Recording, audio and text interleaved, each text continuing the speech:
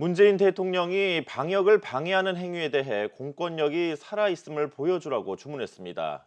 코로나19 재확산의 진원지로 지목된 사랑제일교회 일부 교인들이 비협조로 일관하자 강하게 경고한 건데요. 보도에 정원우 기자입니다. 문재인 대통령은 서울시의 코로나19 확산 상황을 보고받고 한동안 말을 잇지 못했습니다. 이후 단호한 어조로 엄정한 공권력 집행을 주문했습니다. 필요할 경우에는 현행법 체포라든지 구속영장을 청구한다든지 이렇게 엄정한 법 집행을 보여주기 바랍니다.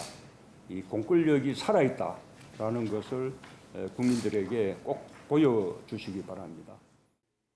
문 대통령이 국민들을 향해 강력한 공권력 집행을 주문한 것은 취임 후 처음입니다. 그만큼 최근 상황이 심각하다는 인식에 따른 겁니다. 이날 국내 코로나19 신규 확진자는 324명으로 정광훈 목사가 주도한 주말 광화문 집회 이후 뚜렷한 확산세를 보였습니다. 특히 국민의 절반이 밀집돼 있는 수도권 코로나 집단 감염이 전국으로 퍼져나가는 우려했던 상황이 벌어지고 있습니다. 코로나19가 우리나라에 들어온 이후에 최대의 위기라고 말할 수 있을 것 같습니다. 서울의 방역이 무너지면 전국의 방역이 한꺼번에 무너진다고 말할 수 있습니다.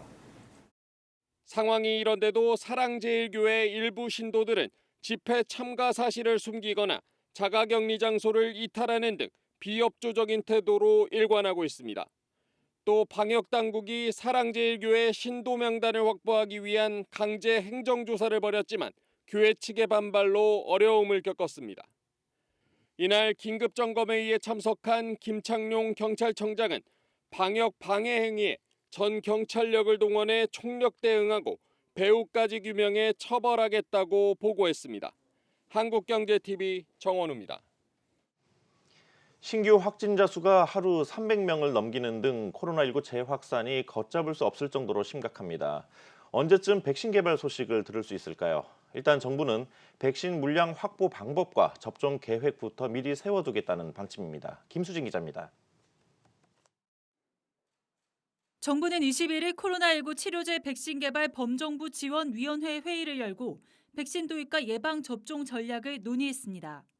현재 셀트리온, 제넥신 같은 국내 업체에 지원하고 있는데 국내외에서 백신이 나왔을 때 어떻게 물량을 확보하고 누구를 먼저 맞출지에 대한 본격적인 이야기가 나온 겁니다. 전 국민이 접종 가능한 물량의 백신 확보를 목표로 하되 어려울 경우 적어도 집단 면역 형성이 가능한 수준인 인구의 70% 이상의 백신을 단계적으로 확보하겠습니다. 물량은 집단 면역이 가능한 전 국민의 70% 이상이 목표입니다. 예방접종 우선 대상자 등을 고려 1단계로 우선 확보하겠다고 밝힌 분량은 1,600만에서 2천만 명분. 글로벌 기업과의 협상 등 직접 수입이나 위탁 생산 등을 통해 2단계 물량을 추가 확보할 예정입니다. 보건복지부는 지난달 21일 아스트라제네카, SK바이오사이언스, 이달 13일 노바백스, SK바이오사이언스와 각각 백신 공급을 위한 협력 의향서를 체결하기도 했습니다. 1단계 접종 대상자는 의료인, 사회 필수시설 종사자, 군인, 노인, 기저질환자 등으로 예정됐습니다. 다만 백신이 아직 개발되지 않은 만큼 1단계 접종 대상자는 전문가 의견 수렴 등을 거쳐 달라질 수 있다는 상황입니다. 확진자 수가 증가하는 현재 코로나 사태 해결의 열쇠는 백신과 치료제뿐. 정부의 신속한 백신 치료제 확보 및 공급 마련책이 어떻게 원활히 실현될지 귀추가 주목되고 있습니다. 한국경제TV 김수진입니다.